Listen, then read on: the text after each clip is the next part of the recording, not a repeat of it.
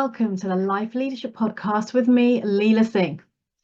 This is the place where ambitious business professionals come to level up in their career and life. Here, we explore powerful strategies for leadership development. We dive into career and personal mastery, mental fitness, and building a standout personal brand. So if you're ready to play a bigger game and unlock your hidden potential to thrive in this fast evolving world of life and business, then you're in the right place. So let's dive in.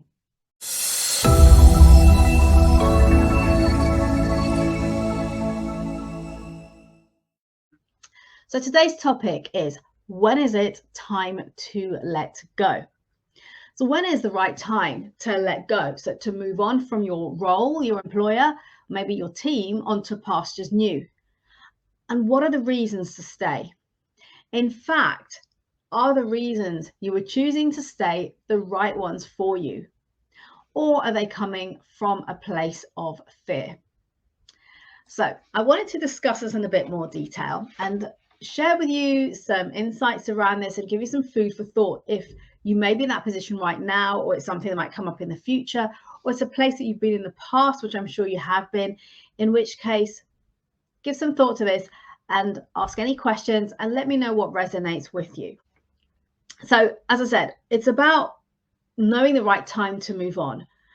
And here's my first invitation to you, is to ask yourself why. So what is your motivation for looking for something else, whether it's internally or externally? Because it's always important to understand the why behind what we're doing, not just go do it and then it's like, oh, well, actually, that was a big mistake and maybe I should have stayed there and so forth. So understanding, first of all, what is your why? What is your motivation for wanting to move? And there are a number of things that could be the reason, right? And there's no right or wrong here. I'll give some examples for you. So it could be that you've been in a role for so many years and you become bored, it's stale, it's not challenging you anymore, you're not learning anything, and you just want something new. You want a new challenge. It could be you're feeling frustrated on so many levels. There could be so many reasons for that. It may be that the role is no longer the role you were promised. It could even be from the start, it wasn't the role that you were promised at interview, so you're not happy in there. It could be that there's been significant change, which is often the case, particularly now with the current working landscape and how the world has changed. There is so much change going on around us all of the time. And it could be that the people have changed. Maybe you have a new manager and you're not really gelling with them, you're not bonding with them as well as you had with the person who hired you. It could be that the team dynamic has shifted. So it could be a number of different things in terms of the change, and particularly around the people. And so that could be a reason as to why you're thinking, actually, it's time for me to move on. Let me know if any of this resonates with you. What other reasons are there? So it could be that the company has changed, the company's evolving.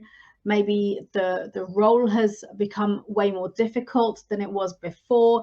It's challenging to get things done. There's a lot of bureaucracy and red tape.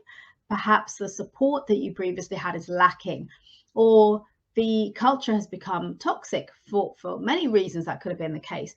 So there are a number of things that could have happened that changed with a company at large that could be having you thinking, actually, it's time for me to move on. It could even be that you're no longer aligned with the values of the company. It could be that your values have changed, or that the company's values have changed, and there feels like a conflict there as an incongruency, and therefore you want to work for somebody who aligns with your own values. So it could be any of these reasons. Again, let me know if any of this resonates with you. What else is there? What other reasons are there? What motivations are there for you considering maybe changing role or leaving your current employer? It could be you're just experiencing a lack of growth, a lack of development within the organization, and you're not seeing anywhere to go. It may be that there's no career path. You may have spoken to someone about it, your manager, and there just isn't anywhere else to go. Maybe it's a very flat management structure, organization, in which case there aren't a lot of levels further for you to go and people aren't leaving. So what are you going to do next? So it could be around the career path. It could be that you're in a stressful role, it's incredibly demanding, long hours, perhaps you're experiencing burnout, it's impacting your health, your physiology. Again, a number of reasons. So you want to really check in with yourself and understand, what is it? What is the why? What is your motivation for actually wanting to move? And then once you've identified that, and it could be a number of those reasons, and there might be things I haven't mentioned. So think about all of the different reasons that have brought you to this place where you're now thinking, right, it's time to start looking around, or having conversations with people, or getting online, or looking on LinkedIn, or whatever the case may be. It may also be that you feel a lack of recognition. You're not getting a promotion, you're getting overseen when there's an opportunity, or overlooked, sorry, and then you're still in the same place, and people around you are getting promoted, they're moving up the career ladder, and you're not, and you're not getting a look in, you've had the conversation and nothing's changing. It may be that you're not getting the financial recognition, so whether that's a bonus, whether it's a pay rise, you know, it could be any of these things. It could simply be you want more money, and that's it. So again, you want to really explore this and understand, okay, what are my motivations here for wanting to move? So again, if any of this resonates, let me know. If you've ever experienced this before, then share it in the comments. So those are some of the reasons why you may be looking to move. Now, equally, it may be you're not looking to move, that you feel really comfortable. So then my question to you would be this: what is it that stops you from moving, or from starting to look around? Now, comfortable is the word there, because you're in your comfort zone, and it may be that you've been in the same role for a number of years, or the same organization, and there's that comfort factor. You know the people, there's a perceived security of staying there. It could be that you feel appreciated, maybe there's a lack of career development, a career path, but you get the odd carrot thrown at you, a little bit of appreciation or recognition, maybe an email or something. You think, oh, okay, well, I'll stay because they do really appreciate me. But now you're not looking or noticing or recognizing the bigger picture of, actually, when I embarked on my career, this was my vision, this is what I had in mind, and now I'm playing small because I'm in that comfort zone, and actually I've been here for so long that now I'm scared to step out. And that's a natural human behavior, and it could be from a point of view of fear. It could be a fear of change. Most people fear change, although change is inevitable, and it's really important to embrace change, but people find it difficult. So therefore, what is it you can do to embrace that change? And what is the fear of? Is it a fear that maybe you're at an age where you think, not necessarily a fact, but it might be that you believe, we talked about beliefs earlier, that you don't have enough experience, or you're too old, or your abilities might not be appreciated or recognized there, you might not be able to do the job, you won't know everything. Well, of course you won't. My view is that when you're looking to move to a new role, you always want to have a proportion of it, maybe 30% or so, where it's something you haven't done before, it's something new, because that's where the growth and the learning comes in. Otherwise, why move? So that's my view. Doesn't have to, that's not the norm, or that isn't right or wrong, should I say. It's a case of what's personal to you. So you want to be checking in with yourself. If you are thinking about moving, what is your why? What is your motivation for doing so? And if you're not, and maybe people have mentioned it to you, or you've been somewhere a very, very long time and you feel really comfortable, you've been in the same role or the same team for a number of years, there's no progression, and you're now, here's the thing, some people will be happy with that, they're good with it, and that's okay. But if you're not happy with it, you want to explore that and understand what it is that's causing you that unhappiness, the frustration, the stress. And then again, going back to the original point of, what are the reasons that I may want to move? And how strong are those reasons? How important is it to you? And here's the thing to consider as well. how you're showing up in the workplace and the way that you feel every day, whether you're working remotely or in the office, the way that you feel about your work, bearing in mind that it takes up 5 days a week. Yeah, it takes up maybe 35, 40 hours or even more hours of your life every week. Would it be possible that if you're not happy, if you are stressed, frustrated, burnt out, not happy with where you're at in your career, in your job, is it possible that that is directly impacting on other areas of your life, perhaps without you even realizing it?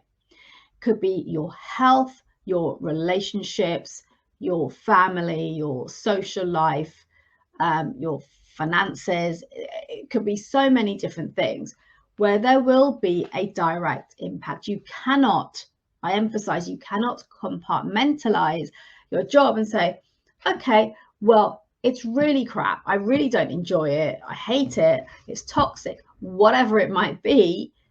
But that's okay, because that's just that part of my life. Because here's the thing, it will be impacting detrimentally other areas of your life, whether you recognize it or not. Okay, so now what's next? So it could be, as I said, we've got two scenarios here. We've got the scenario where you are thinking about moving. And so I've invited you to think about what are the reasons? What are the reasons that you're actually looking to move? Because you want to get clear on that.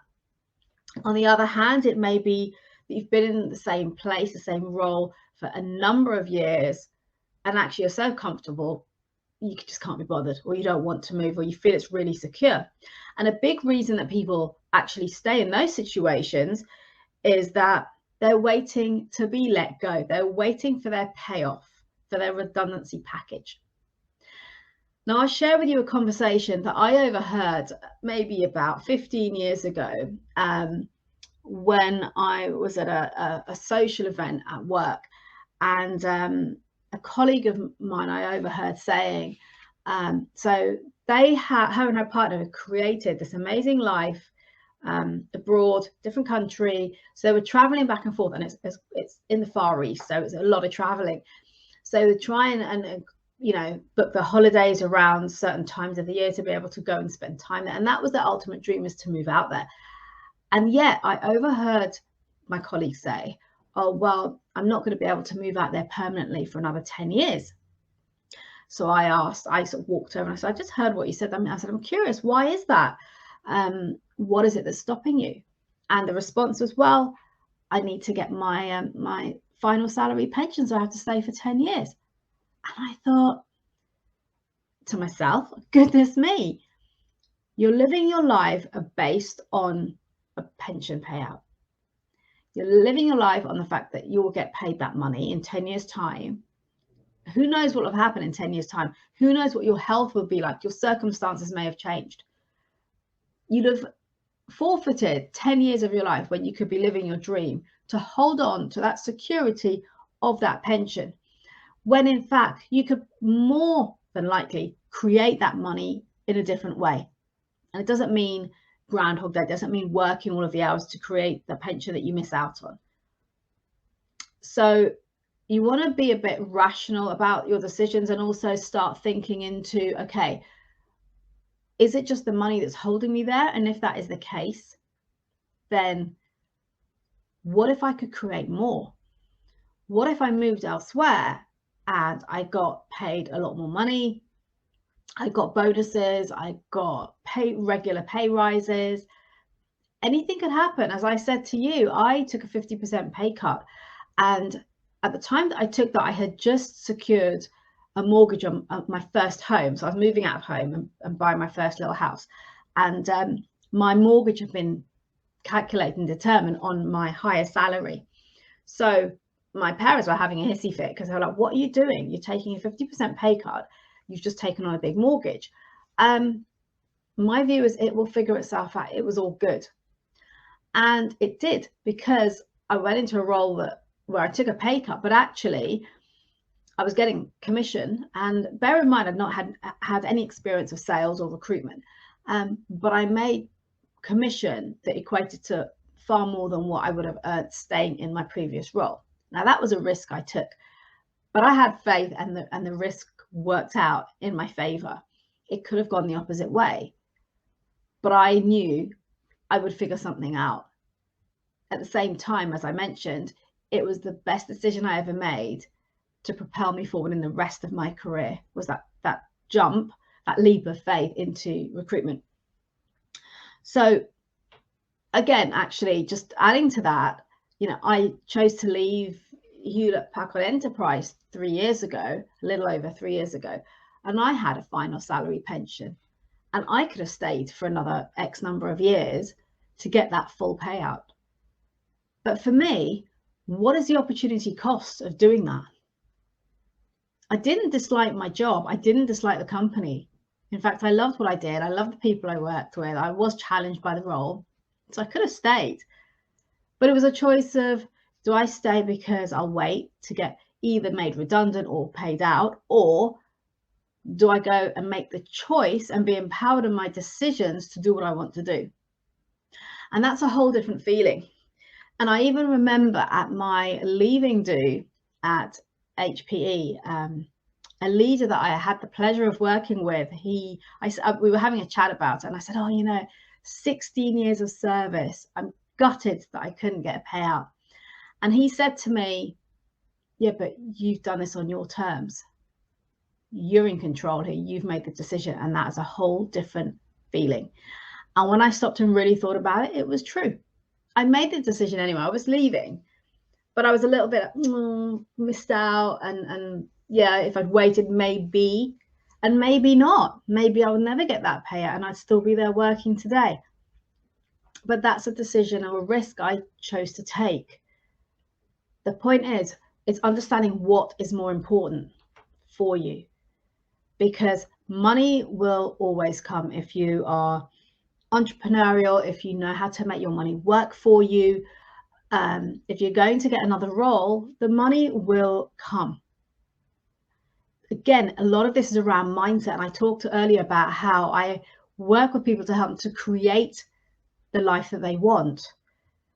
And when we talk about it, it's a big part of what holds us back is mindset. And when it comes to money, a lot of people come at money from a place of lack of abundance. And you have lack, you have abundance. If you come at a mindset with money from a place of abundance, you will create more. I'm not saying you'll win the lottery tomorrow, but there will be things that will occur in your life that will enable you to create that money, whether it's investments, whether it's pay rises and bonuses and recognitions, or an opportunity that comes your way. It could be any of those things. But actually, remember when you were earning less and you still managed? You still were able to live and eat and have a roof over your head. So it may be that you have to take a compromise for a little while, and then it turns itself around in the same way that I did twice, when I went into recruitment and also when I left my job. Because when I left my career, I was starting my own business. So of course I wasn't getting the regular income that I was receiving back then. So it's a lot here to think about, and I'm kind of going off on different tangents, which I hadn't planned to. So what I'd like to kind of circle backward on this is, what are your reasons for looking to move? What are your reasons for staying? And to just percolate on that a little bit and really understand yourself, understand what is motivating you, what is driving you, and what are your reasons for doing what you do. And then here's a couple of things I'd invite you to consider as well. If you are looking to leave, and now you've identified those reasons as to why you want to leave, okay, before you take that leap, before you start looking around or handing in your notice, ask yourself, who can you speak to within the organization to create the change that you want? So for example, if one of the reasons for wanting to move is that there's a lack of growth and development in the role that you're in, well, have you explored other roles? Have you spoken to your manager? Or if that isn't working, maybe speak to somebody else, to other managers of other teams, other hiring managers. Who else can you speak to within the organization to help address where you're at? It could be, maybe the dynamic has changed in the team. Maybe you have a new manager and you're not really hitting it off with that person. Okay, so what could you do differently? So by taking this into your own hands, what could you do to maybe look at improving that relationship? And if that isn't an option, or if you tried that and it's not working, are there other opportunities to move internally? Who could you talk to about it? Is there a problem? Perhaps you need to speak to somebody above them or to HR.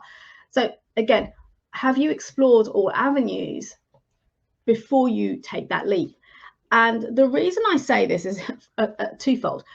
One is it's something that I look back and think maybe I asked myself, was that a mistake? Very, very early on in my career, for a period of time, I was in a contracting role, and I found myself working, no lie, I was working about 17 or 18 hours a day. Everyone else was going home at 5 o'clock, and I was given all this work, and I had to stay there through the night. When I say through the night, till about 11 o'clock at night working, and coming in really early because I had so much workload.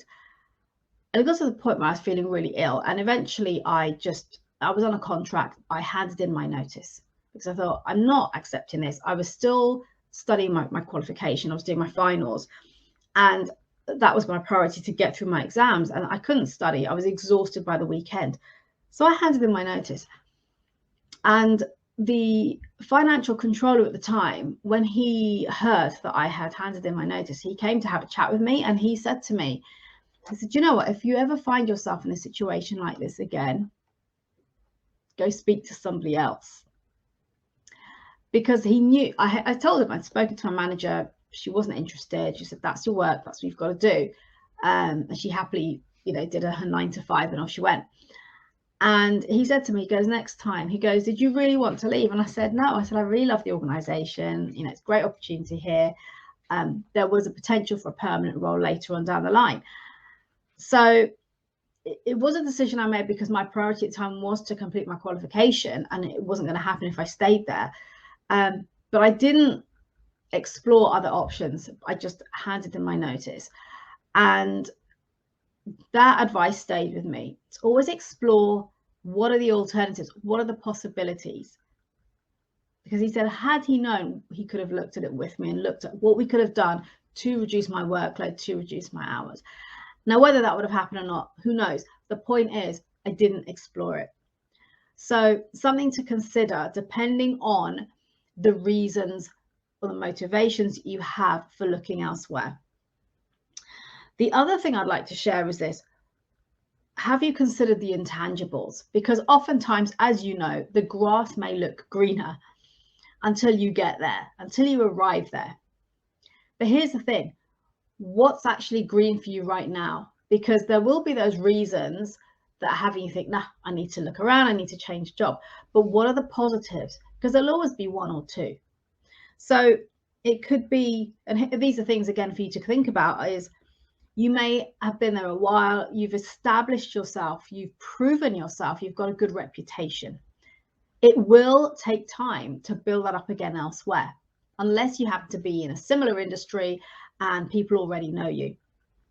Your network is something that takes time to build up in a new organization. So are you prepared to walk away from that?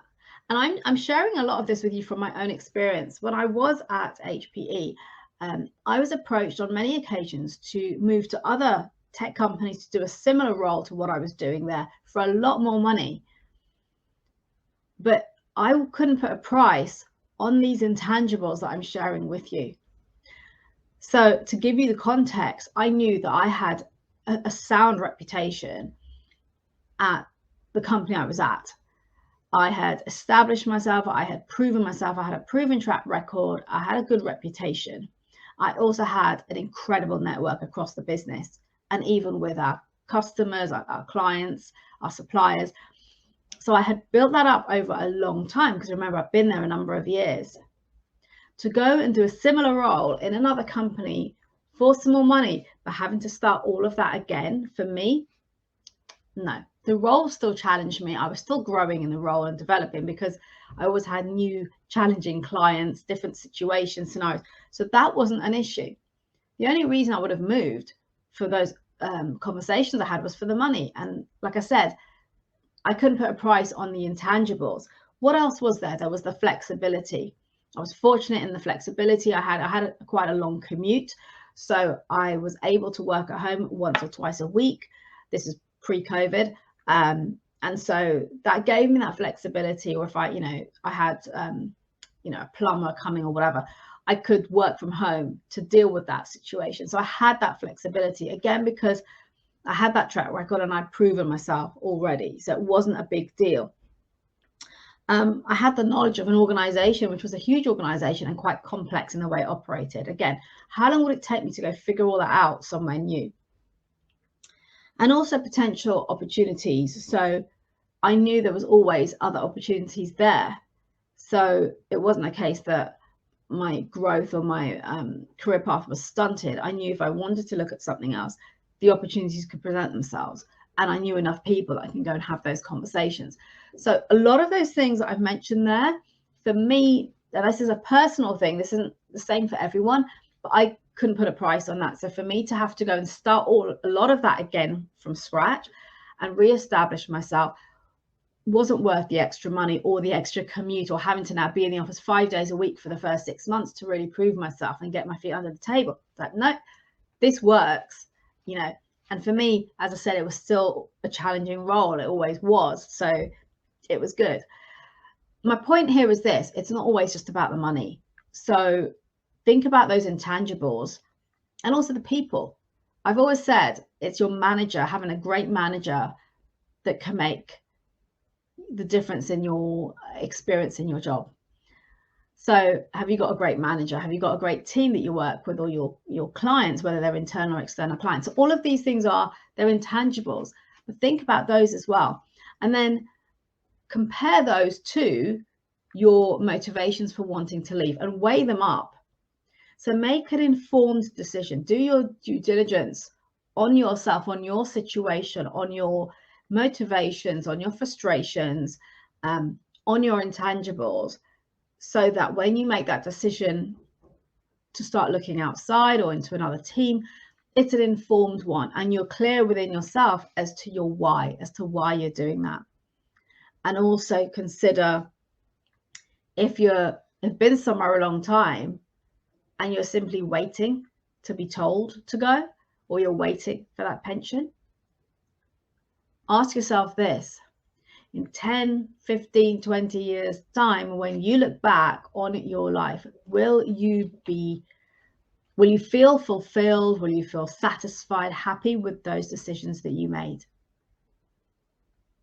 And I'm going to leave it there today. Do share with me any insights, any resonance, any questions that you have. I will come back and answer them. And thank you for joining me today. It has been an absolute pleasure. I hope you found some value from this. As I always say, until next time, remember to build your influence, to make an impact, and to be remembered for the right reasons by showing up as the best version of you.